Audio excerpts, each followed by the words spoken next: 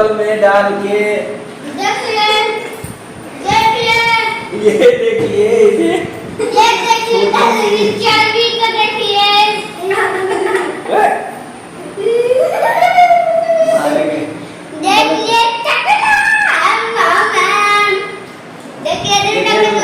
खा रहे हैं ये आलू चना का सब्जी है, रोटी है और दही दही दही कहाँ दिए? दही दही अभी दही भी आने वाला है, फिर चावल है दोस्तों। देखिए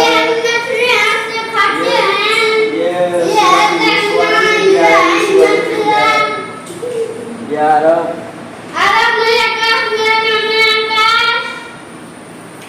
तो और कुछ बोलिए। कैसा लगा दोस्तों आप सबको? देखे आप लोग भी नाश्ता कीजिए।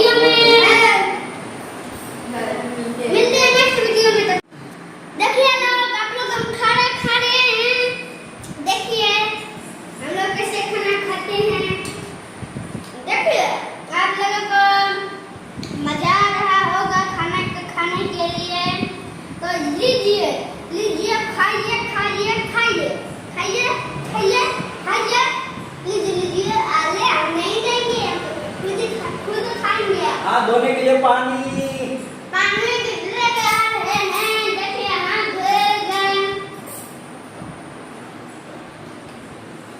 ये टकलू है।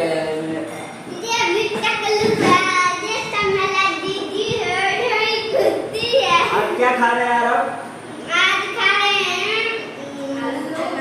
आलू चना का सब्जी और भात रोटी